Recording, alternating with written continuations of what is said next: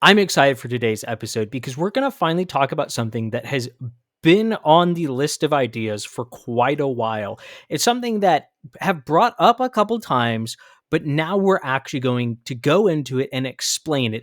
And that is the main strategy that woke people, but it honestly goes beyond that they use to try and get rid of accusations against them. It's the 3D strategy. It is to deny, deflect, and discredit. This is going to be more than simply describing that. There's an objective here, and the objective here is that you walk away from this episode being able to spot this when it's happening, to refine what you probably already are aware of, what you probably already see, but to refine that in you to make you more effective at countering this strategy when you see it. So let us dive right in.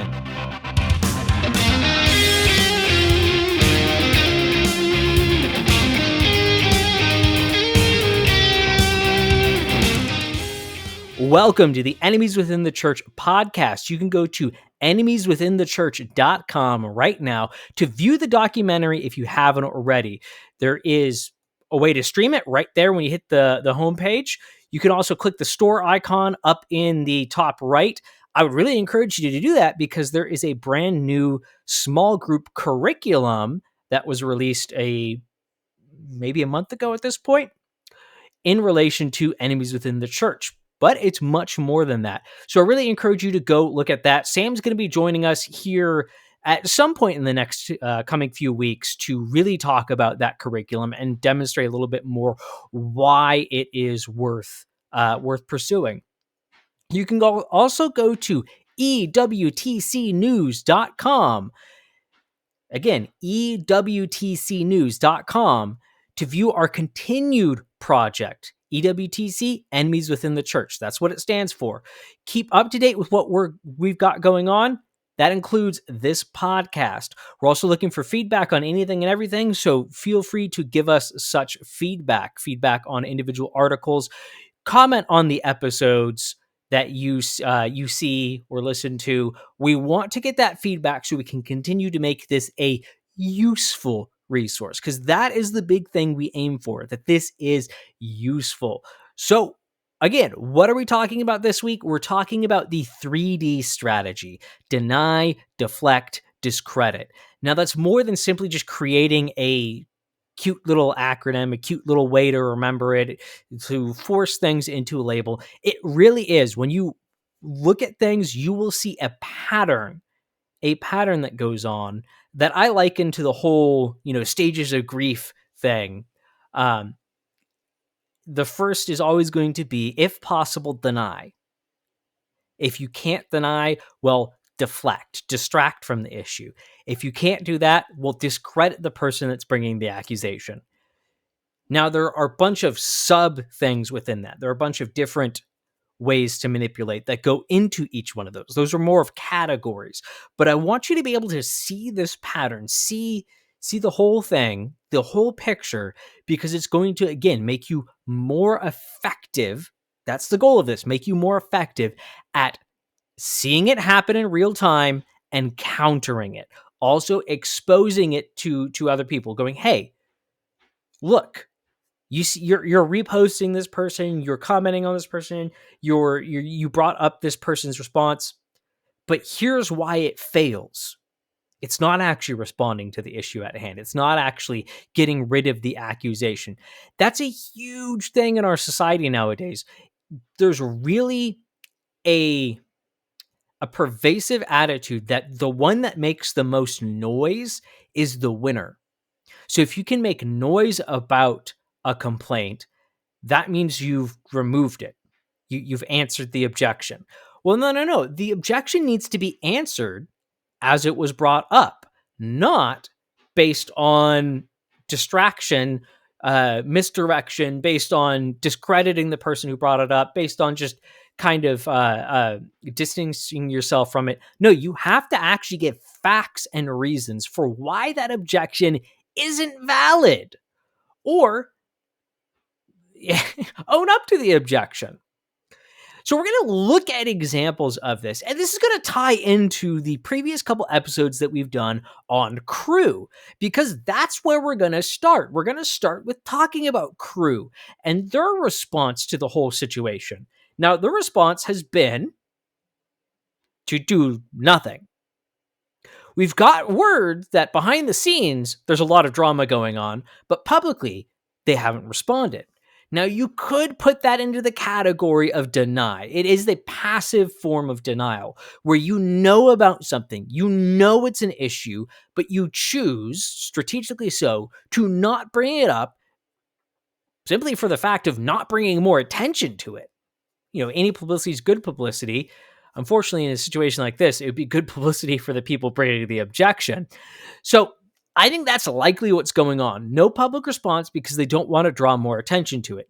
That reemphasizes the need to share those previous episodes. Now, I don't care if you share our stuff. You can go share someone else's if you think they did a better explanation, because multiple people have commented on it, but you really need to keep the momentum going to keep the pressure up on crew.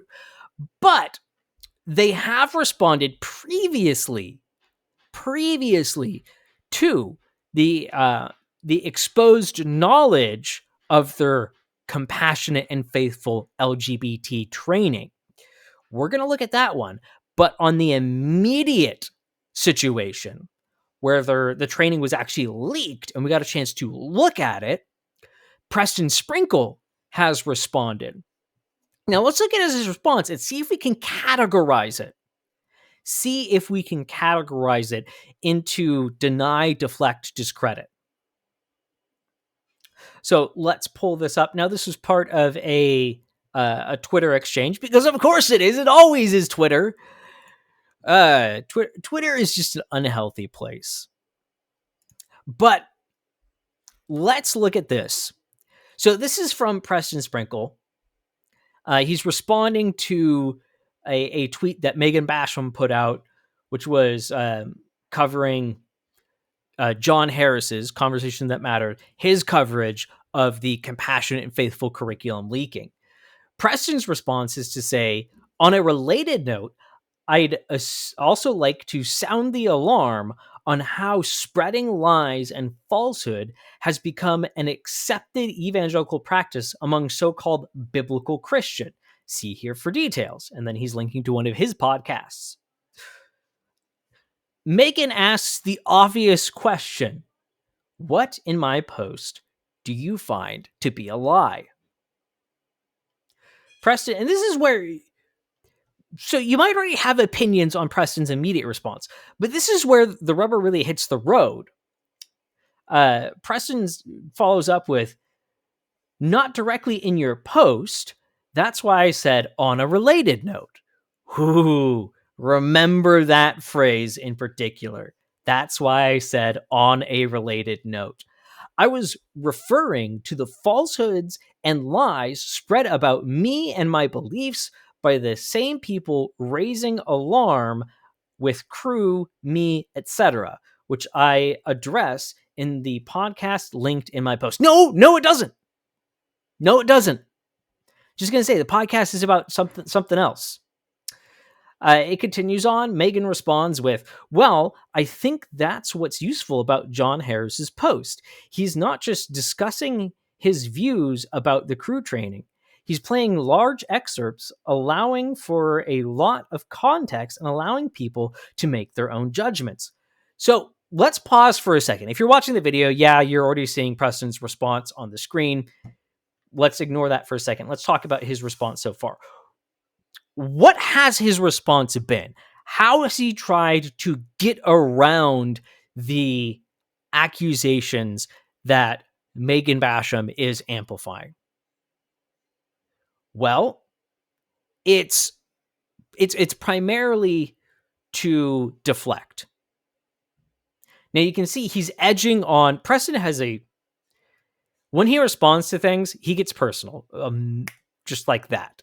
If you don't believe me on that, go watch our episode on Preston Sprinkle's response to Rosario Butterfield. Preston Sprinkle, the podcast he did about that with Jared Moore. He got very personal on Jared very quickly. But it's one of deflection. What is he trying to do? On a related note, I'd also sound the alarm on how spreading lies and falsehood have become accepted. Megan asked, well, okay, well, where was the lie in what I brought up? Preston's response is, no, there wasn't a lie in what you brought up. Or he doesn't even say that, not directly in your post. He said, that's why I said on a related note. What does here's where the manipulation gets so deep so quickly. What does on a related note? What is something related? What does that mean? Well, it means connected to. It means that there is a commonality here on a related note. Now, what does that mean? So is the commonality simply the person involved? Well, on a related note, we're being slightly nitpicky here, but on a related note really means that the topics connect. So he's connecting his topic to her topic. So he is, even in his little, the situation he's trying to frame it as, he did connect them. He said, hey, they're lying over here. That is related to what you posted, Megan. Well, what is the related note there? The related note is the lying. The subject of his connection is the lying. So he is saying that there is lying here. But then he deflects from it. No, that's not what I was saying, even though it's directly what I said. He's trying to deflect. He's trying to put the attention somewhere else. And in particular, he's trying to put it onto something that he has said. Therefore, you are going to pay attention to his commentary rather than the commentary that exposes the issues with him. So it is deflection. But let's read his final response here. Again, that wasn't my point.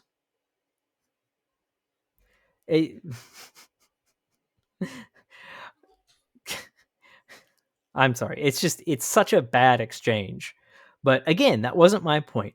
Other than violating copyright laws in publicizing material that's behind a paywall, whoa, I'm perfectly fine with disagreement and with what I actually say and believe.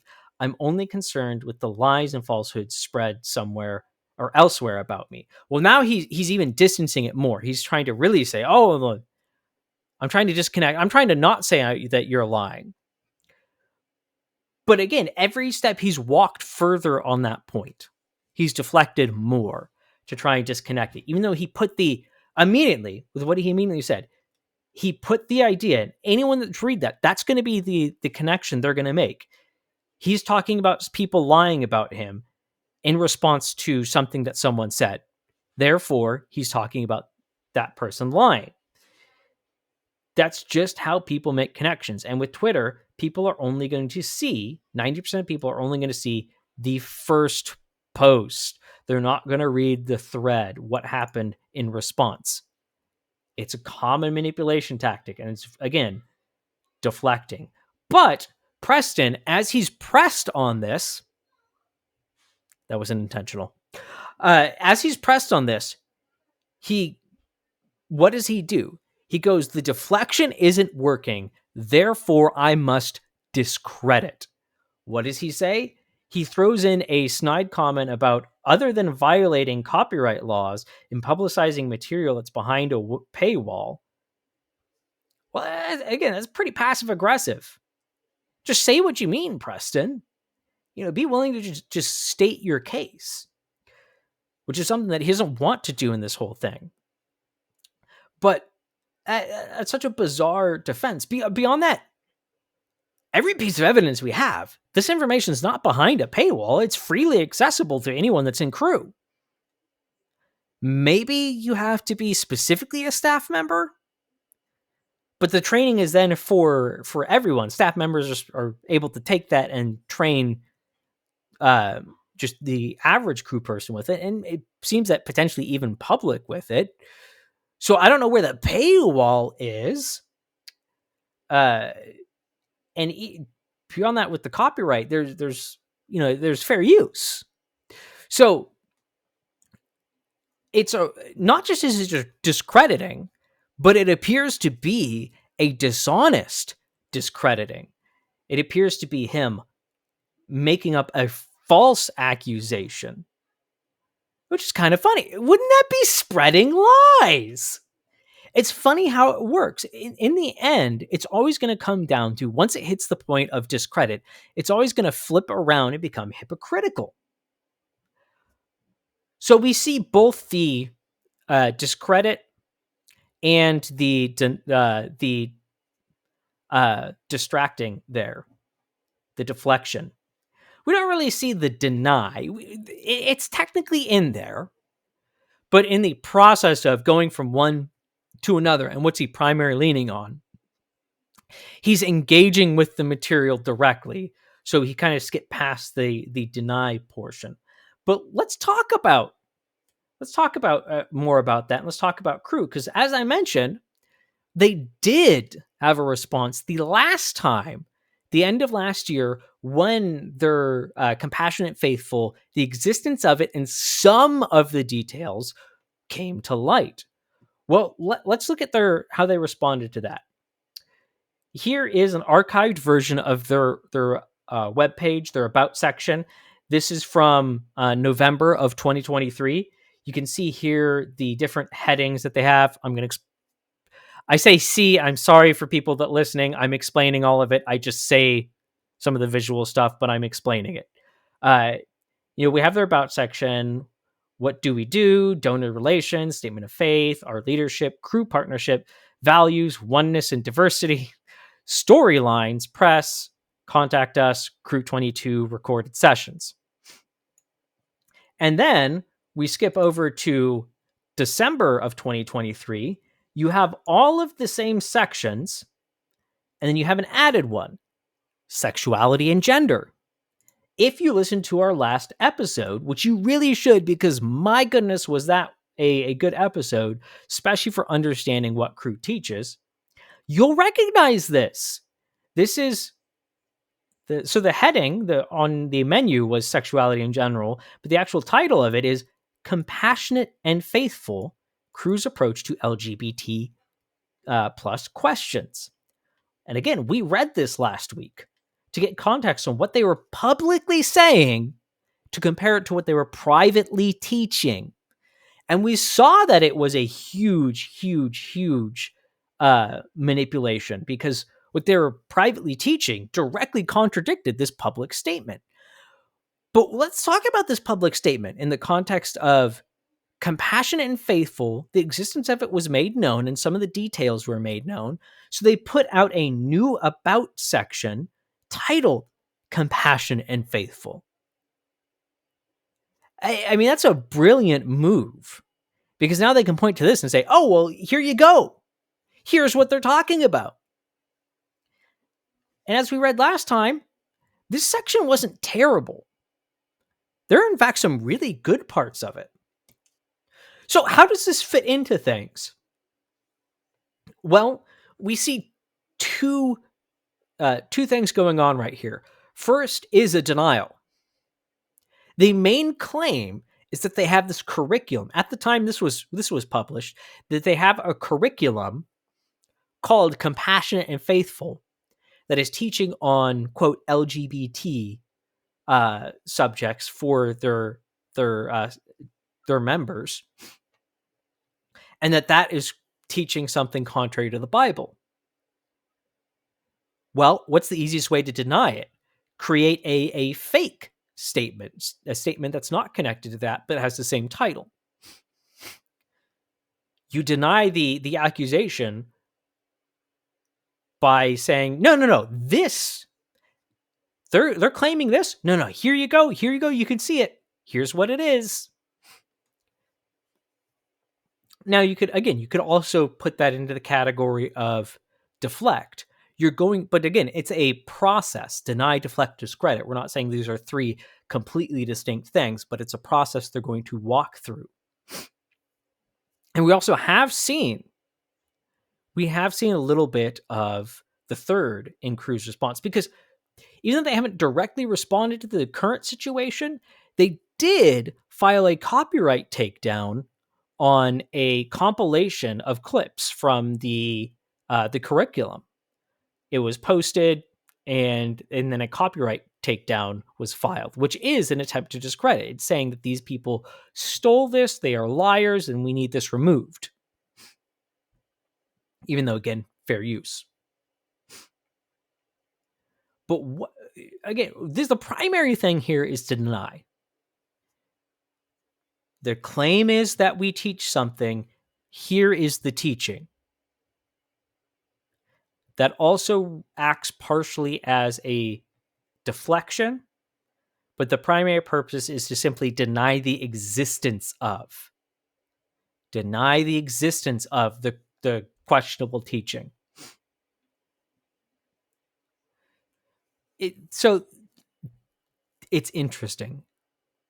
It's interesting. We're going to keep going with a couple more examples, and then we're going to break this down a little bit more. We're going to break this down a little bit more so you can understand the process that's going on. This one, I want to just simply mention. We don't have time to go through the whole thing. I am pretty confident that at some point, either do a podcast or an article on the website. Again, go to EWTCnews.com about this, because it's so thick with the 3D strategy.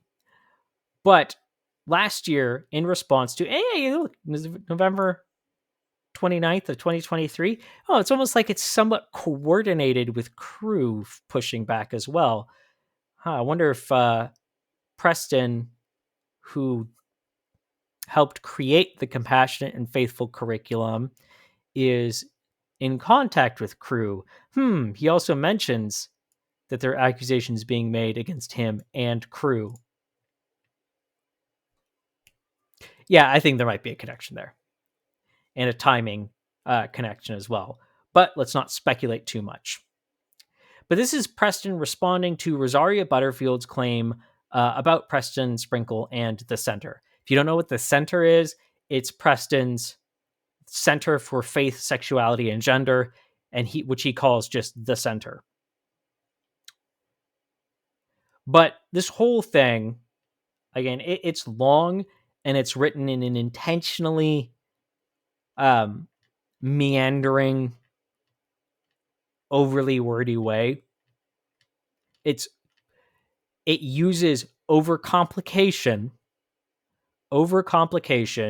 to distract from the question at hand, and then sort of almost hand wave it away. But it is just more of it's a brilliant example, and it's more just to point out that Preston in particular has a habit of using this strategy. I want to look at another one. This is one I've been waiting to talk about for, I think it's been about 2 years, and just never really popped up right. But this is the time that the Southern Baptist Convention said that Southern accents sound dumb. I'm sorry, they make you sound dumb. Yes, if you didn't see that when it originally started to go a little bit viral, that's something that happened, and I'm the one that started that controversy by finding this. But there's also a lesson in here, which was I was so dumbfounded by this that I went and made it public. More research needed to be done before going public with it, because it allowed them, it gave them the opportunity to just immediately 3D it away.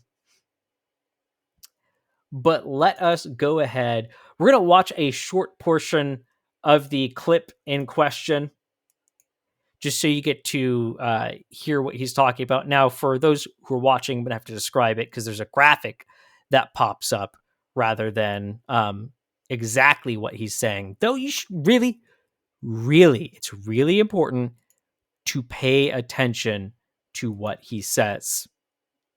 Pay attention to what he says. But let's go ahead and listen to this.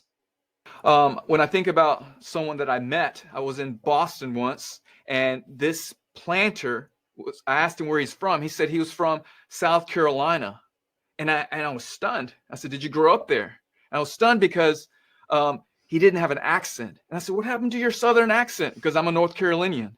And he says this: "I got a voice coach when I first moved here, and to get rid of my Southern accent."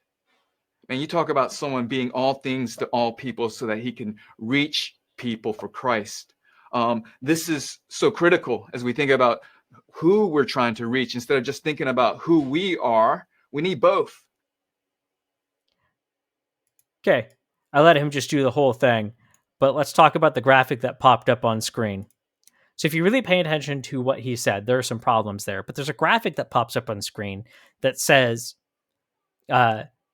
according,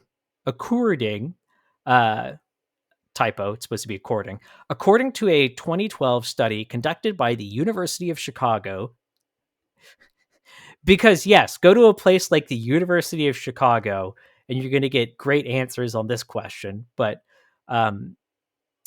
University of Chicago, people with Southern accents are assumed less intelligent than their Northern accented peers, even among children. Wow. Wow. There are so many problems with that. So many problems with putting that graphic up there. I want to see this study. I want to see the methodology. I want to see where they conducted it, who they asked. I want to see if there's corroborating details. I want to see about the biases involved. You know, these woke people all the time want to talk about, you know, all these different biases and prejudices and things like that. But wow, is that a prejudice statement? And yeah, I'm from the Pacific Northwest. I've never heard a Southern accent and gone, "Wow, that person's less intelligent." It's so weird to me. There's kind of the the white trash stereotype, and that uses a specific type of Southern accent. But that's one of the big problems: is there are Southern accents, not a Southern accent, and they radically different upon that. It's just mind-boggling that this would be put out there. And this got a lot of traction really quickly when I posted this video. A lot of attention really quickly. And what was the response? Now, this was put out by the North American Mission Board, specifically their church planting arm of the Southern Baptist Convention. And they quietly took down the video, took out the graphic, and re-uploaded it. No statement, no apology, no clarification, nothing. Just quietly take it down, upload it, re-upload it, deny. Just remove the existence of it. You can imagine that by the time they did that, even though it was relatively quickly, people had copies of it. They weren't letting it die. But NAM, North American Mission Board, they stuck to their guns and just ignored it, and it did eventually go away. Deny is done because it works. It works. The people that were raising a fuss about it gave up on it, and the man from the video did a brilliant job helping to defuse the situation, which is a problem. And this is where going off a little bit too quickly is a problem. Because if you respond to something too quickly, it then causes you to respond too quickly repeatedly in the situation. Because you don't have all the information. So when new pieces of information come up, you go, "Oh my goodness, I must have been missing this." Well, as I said, The man from the video, Kenji Adachi, responded. Now, keep in mind what he said. Keep in mind what he said from that clip, because it's going to be very important as we go on. But this was his response. Hey, brothers and sisters, this is Kenji Adachi, the one in the controversial video. I have not watched the video. That is a key thing in here. I have not watched the video, but apparently there was a graphic that was added about Southern accents, which I wholeheartedly disagree with and find upsetting, as I have a Southern accent when I speak English and when I speak Japanese. Just gonna ask a question, and that keep it in your mind. Did he have a Southern accent in the video? Osaka Ben is a unique dialect that Japanese consider harsh and uneducated. I'm proud of both my accents and heritages. I'm here to, 1, apologize to anyone I've offended, and 2, clarify my point that the Apostle Paul and the planter I referenced will make sacrifices for the sake of the gospel, even forsaking identities and dialects. I definitely can come across as inauthentic and not for everyone. Obviously, now people have problems with Hudson Taylor, who chose to forsake Western clothes, learn Chinese, and even live with the Chinese, which his fellow missionaries did not do at the time. Jesus took on flesh to incarnate or contextualize to the people he came to reach. Paul said Jesus spoke to him in Hebrews, Acts 26:14, and Jesus chose Paul to be his missionary to the Gentiles because his Jewish and Roman citizenship gave him access even to Caesar. God can use anyone to reach anyone, but the mission is so important that he is willing to do anything to save lost people. Willing to do anything? Is that true? May we think mission the way the Lord thinks and be willing to lay down our life for the sake of others. Now, at the time that he put this out there, it really just radically flipped people the other direction. They went, oh my goodness, Kenji, we're sorry. We were kind of making this about you. Because it comes off that he's apologizing and that he's against what was the graphic, which means that he's against the whole Southern accent thing, and he's trying to explain what he means. Well, if you pay attention, we're not going to really break it down, but if you pay attention to what he's actually saying here, it's not actually helpful, and he doesn't really truly take responsibility or truly apologize for the quote misrepresentation of his point that the graphic brought up. And why, in this situation, does he start to explain his point when it's just about the graphic? There are kind of layers here that are a little bit of a problem, but one of the ones that you really need to pay attention to and realize that, oh, there's a problem here is I have not watched the video. So he was part of this project. He helped make this video. He recorded it. He did all of this, and he didn't watch it. Deny. I had no knowledge of this. But does no knowledge remove your responsibility? I'm sorry, but when I'm used in something, I'm now responsible for that thing. I'm responsible for how the content uses my likeness. And if I watch it and go, oh my goodness, they're using me to preach something that I wasn't actually saying, well, then I need to speak up. It's my responsibility to speak up. I don't want to be being misused to teach something false. Beyond that, if they're unwilling to edit it, you go out publicly beforehand and you say, hey, they have edited this manipulated in a manipulative way. I do not agree with this, and they've refused to change it. You get on top of the issue. Now, so It's just to point out he has a responsibility that he has denied. Does that necessarily mean that he's guilty here? Not necessarily. But again, pay attention to what we've said a little bit about what he said here in this supposed apology. But let's go back to what he said in the video. One, already pointed out, I raised the question. He claims to have a Southern accent, but did he have any sort of Southern accent in the video?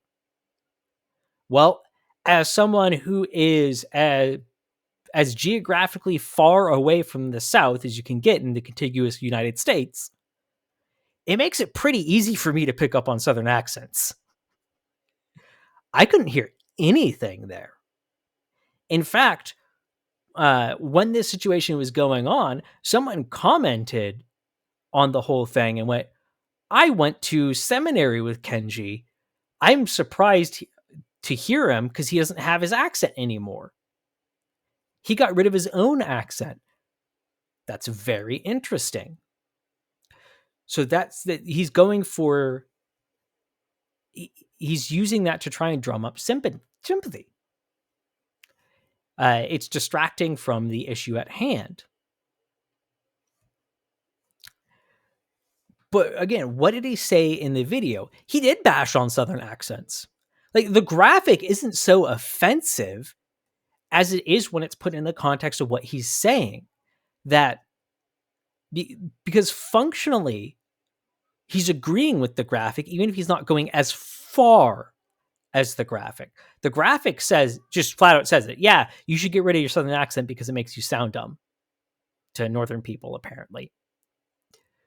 When what he's saying is, yeah, I don't have a Southern accent despite being from North Carolina and having one previously.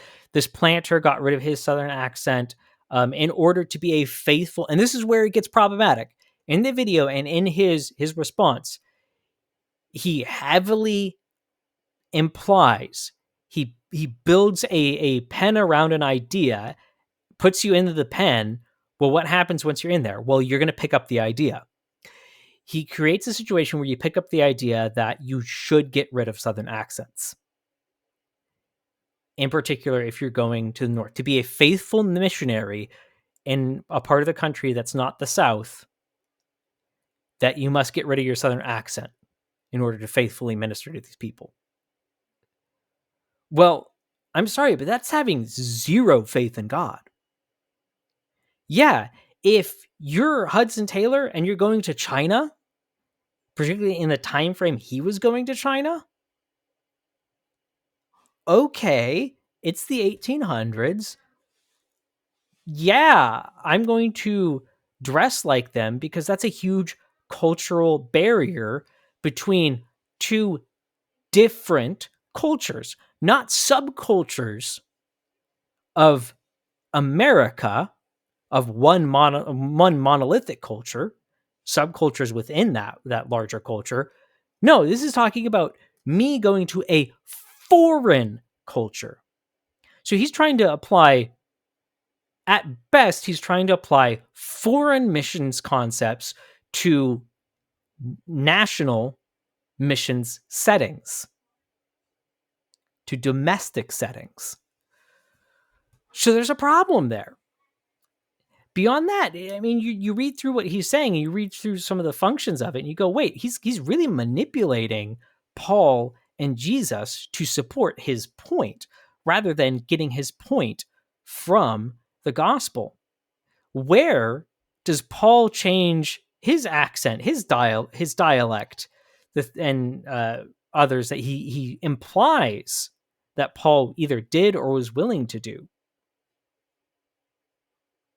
One thing I'm going to point out there, because I'm sure someone's thinking, well, Paul changed his name. No, he didn't. No, he didn't. It was common back then to have, in a multicultural setting where there was huge linguistic barriers, but you were interacting with people constantly of these different ethno-linguistic backgrounds, you would have multiple names. You would have your Jewish name, Saul, and your Greek name, Paul. But just because in English they happen to rhyme, we think that he changed it. He didn't. We see this with other people. Levi, Matthew, Cephas, Peter. It was just a common thing. He didn't change who he was. But obviously, when he's introducing himself to a Greek-speaking person in Greek, he's introducing himself as Paul. That's something that we see in the United States too. People that move here from a foreign country often adopt an English name. Why? Because it's easier. It's not contextualization in the sense of, oh, well, I gotta change myself, therefore I can reach this person. It's okay. They have trouble with pronouncing my language. Let's just skip over that. But you can see even in Kenji's response, he's really trying to both deny his responsibility and deny what he was actually saying and deflect from it. He also does go into discrediting. I'm not going to go into that because that was in response to me. I reached out to him on Facebook and tried to talk with him as the one who kicked everything off, because I responded too quickly. I went, oh, shoot. I kind of made it about Kenji as well. I should have slowed down. I should have slowed down in the beginning. I should have slowed down when listening to his response, because I let myself be manipulated by his response. And then when I reached out to him, he responded by basically blaming me. Deny, deflect, discredit. And I tried multiple times to reach out to him and be like, hey, let's just have a conversation, because I don't want this, there be something between us. And I kind of called out like, hey, the way you're framing this is not exactly good now. But he never did. But I want to go a little bit further with Kenji. Let's read this this post of his that was in response to George Floyd. Every family dreams of peace and prosperity for their children, but blacks live a recurring nightmare where the scars of racism are reopened by injustice anywhere, where forgiving and forgetting are distant dreams and reconciliation becomes a childish hope, like getting a pony for Christmas. Wow! That's why there are rioting and rage. Anger and lament are natural responses to injustice and sin. I grieve with you in this terrible loss of life. Wow, he's openly defending rioting and raging. Memorials, quotes, and riots may bring awareness and change laws, but only God has the power to end this great evil and transform hearts and bring the dream of reconciliation a reality. For he, Jesus, himself is our peace, who has made us both one and has broken down in his flesh the dividing wall of hostility by abolishing the law of commandments expressed in ordinances, that he might create in himself one new man in place of the two, so making peace and might reconcile us both to God in one body through the cross, thereby killing the hostility. Ephesians 2:14-16. This is the dream that fueled Dr. King's dream, and this is what it means to be a Christian. Not just going to heaven or receiving forgiveness for sins, but being part of God's plan to reconcile the broken world to himself, so that all peoples of the world be blessed to listen and hear what blacks have suffered and are feeling. To weep and lament with blacks is part of the process of reconciliation. Go back to the verse. He was using that verse as the example of reconciliation. Now read this statement. So he's massively manipulating what the verse is about. The verse is about salvation, and salvation brings reconciliation.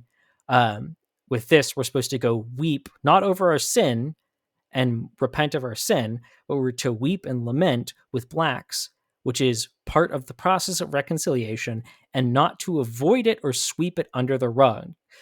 to be our brother's keeper, to help a stranger in need, to be a neighbor as Jesus taught.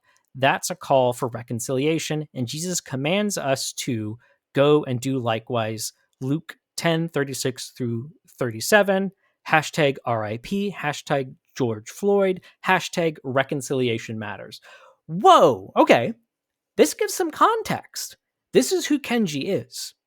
He will defend rioting and violence as a process, a bit of the process of reconciliation. He'll lay down these burdens and blames and just, I mean, making a comical exaggeration of everything. It's impressive, this statement, and it should rightly be called out for as ridiculous as it is. Again, this gives context. This is the same man who's trying to be like, oh, well, I'm not calling for you to get rid of your accents. I'm just calling for you to get rid of your accents. But it gives us context for going, okay, this is who he is. This explains a little bit of how he was reacting there. But it gets more interesting because a member of his church, whose name I've blurred out here, responded. He was also involved in several armed robberies in Houston. The person of peace, which I didn't show you Kenji's entire thing. He described George Floyd as a person of peace. The person of peace thing seems to have been an on-off deal. Then Kenji responds, and this is what's important. This is what's important for understanding the manipulation that goes on. As your pastor in Fairfax, while you are at GMU, I know you and get you. Lie. You are tired of all the talk on racism. But are you aware there are people tired of experiencing racism? Brother, your comment is inappropriate at a time of mourning and celebrating George Floyd's life. His past does not justify his murder. This was, immediately after the incident. So, again, just jumping immediately to murder before there was any investigation. The investigation did not help the whole he was murdered claims, but we'll continue on. God's grace for you and me are just as undeserved, for we are both great sinners. Do you think Jesus thinks he is a criminal or a sinner saved by grace? What? I say this with a heart of mercy for you because you have grown up in an isolated, monolithic world. And that is why I'm happy for you and so many like you who have grown up in all white, all black, all Asian, all Latino churches can worship at our church of all peoples and grow in your cultural IQ in addition to your theological and biblical IQ. He just literally put cultural IQ on par with biblical knowledge. And most importantly, for you to become family, and gosh, he's calling this guy just backhanded insults. Wow. Family with those outside your race and ethnicity because of our commonality in Christ. Having a friendship with a minority pastor is a big step, and I commend you for that. I appreciate our friendship and love, our honest conversations after church. My hope is for everyone at APCC to understand the gospel beyond our personal salvation, to understand how the gospel is working in us for the flourishing of our community, city, and the nations. So it's strange. There's just a bunch of things that catch me in reading this, but continue on. That includes growing in empathy, confronting our blindness to racism, racial reconciliation, and having a posture of learning and listening to about other cultures. I encourage you to join our post-service Zoom Q&A this Sunday at 11:30 a.m. on our conversations on race and the church to listen and learn. Grace and peace, my brother in Christ. That is aggressive. That is passive aggressive. It's pretty blunt and straightforward, but that's pretty aggressive. That's pretty aggressive. And that was done to someone that, he was the pastor of in public on Facebook. He just slapped that guy around. He heavily implied that he's a racist. He heavily implied all sorts of negative things about him. And just, there's no way where that was appropriate. He called the guy's comment inappropriate. There's no way his response was appropriate. But you see that it was total gaslighting. It was just manipulating the guy. It was discrediting him by calling his comment inappropriate, by implying heavily that he's a racist, implying all sorts of things about the guy that, go way beyond what you could just know about his background.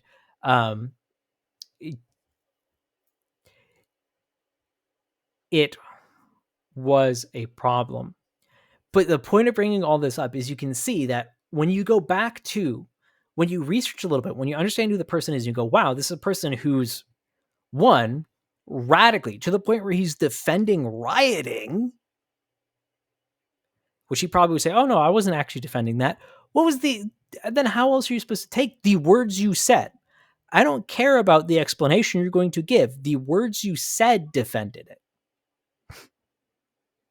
That's how far off this guy is. And then he's willing to just make an example of someone that disagrees with him.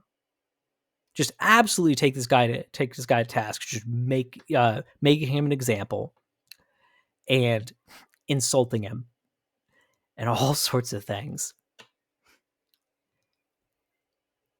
This is who the guy is. This is the type of manipulation he does. He loves to employ the 3D strategy. And then you go back to the situation with the graphic on Southern accents. You go, okay, maybe I should take a moment to really examine his comments in the video and his supposed apology and put it in the context of how he behaves. Because you'll see a pattern of behavior. You'll see a willingness to go out in public and manipulate. It's probably worth knowing. Also probably worth knowing the worldview that he comes from. What is he going to be defending? In the video, where does he actually land? What is his actual beliefs? Well, you go and learn a little bit more about him. You go, okay, he has a very interesting view of the world, a very interesting view of people, of the gospel, of ethnicity, of skin color. He's very willing to judge people. So when he's judging people, or seems to be judging people in his video there, and then that graphic comes on the screen, maybe that context of knowing where he's coming from is important. But let's talk about, let's just for the last couple minutes, let's wrap this up by talking about the strategy itself. What is the purpose? We've seen examples, but let's try and tie it together a little bit. So what is the purpose of deny, deflect, discredit? It's an attempt to take the heat off. It's not an attempt to respond to criticism. That should be clear and obvious. But it's using a specific tactic of attempting to, say, well, I didn't do the thing. Okay, well, the thing exists, but here's X, Y, and Z over here. And because of those things, it doesn't matter what happened over where you're accusing me. Okay, well, sure, you made the accusation, and sure, you're calling out the fact that I was just distracting, I was deflecting. But you jaywalked when you were 8 years old. So your accusations, so obviously your accusations, it doesn't matter. But it's not how life works. Truth is truth, and we got to measure it. And that's the biggest thing. All of these are attempts to distract from the truth, to not have the truth be examined. And this is the key. This is the key. If you get nothing else from this, the key is to understand that what they are doing in denying, in deflecting, in attempting to discredit is to avoid the truth being measured. And when you have that key in place, that is how you defeat the 3D strategy. You defeat it by asking the question, is the truth being measured here? Is the truth being measured?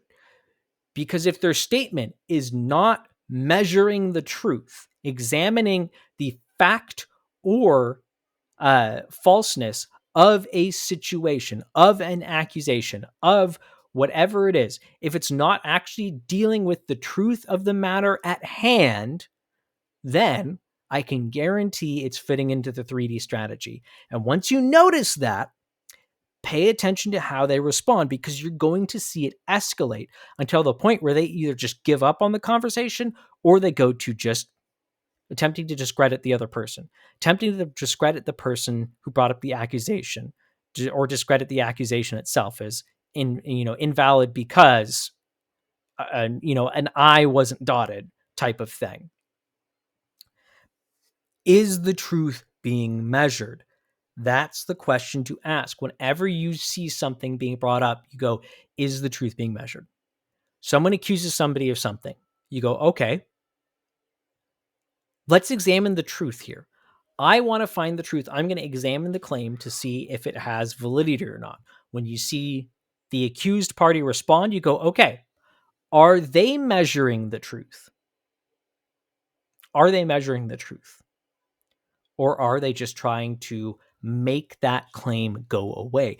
If they are trying to make that claim go away, that does not immediately mean the claim is valid.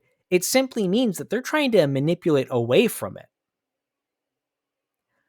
So when you approach something, you should have that question in your mind, and that's how you examine it. Because if you're trying to categorize, well, here's the fallacies, no, that's an ad hominem, and oh, well, they did this, you're going to be stuck up here. You're going to be trying to examine things on a high level, and these low level silly things are going to get by you. Manipulation is not a formal debate where there's going to be these formal fallacies going on and informal fallacies and whatnot. It's going to be a lot muddier than that, especially in the social media world, especially in the day and age we live in, the very emotionally driven world. So you got to be able to cut through those distractions to start to get to the details. And when you can get to the details, then you can start to pull apart the arguments. The thing they want to do is make sure you don't get to that point. They do not want you to get to the point where you're actually pulling apart the arguments. So they're going to do a lot of things, like come out with a little sob story about how, oh, I don't agree with that graphic, but then functionally defend things and defend his own nonsense and try and rehabilitate his reputation.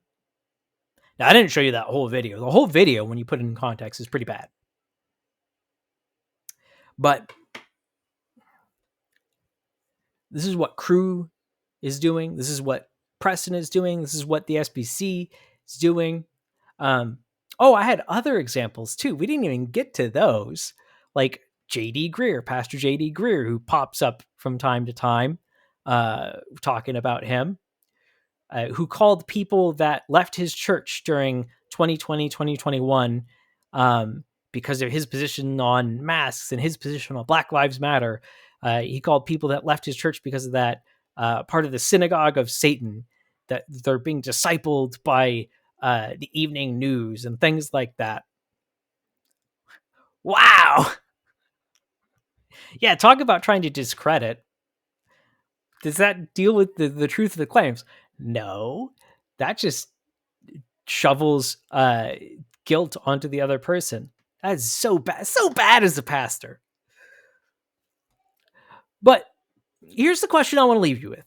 Here's the question, and drop it in the comments, drop it in the responses on Spotify. If you're not in one of those places, or wherever you are doesn't allow you to do that, consider hopping over to a place that does and giving us this feedback. Did this episode help you to better formulate the question that you need to ask when approaching people and their responses to accusations? Did it help you clarify things? If it did, let us know. If it didn't, let us know as well. We want to hear from you. Also, make sure to interact with this. If it was useful to you, it might be useful to someone else. So send it to them. Share it with them. I don't care if you share it on your public social media. If you want to give it straight to someone, that's what I want. I want it to go to the people that really need to hear it. But thank you for being here again on another episode of the Enemies Within the Church podcast. We have some exciting things, exciting projects in the works that are really going to help you understand the different sorts of things that are going on in the evangelical world right now. Because wokeness, what do I mean by wokeness? It's the expression of cultural Marxism through critical theory and its derivatives, such as critical race theory, queer theory, gender theory, etc. That's what wokeness is. Those things being applied to society. And I can give you defense. If you don't believe me, I can give you defense on why those things, why we're saying that, how it's being displayed in society. But remember, don't go woke.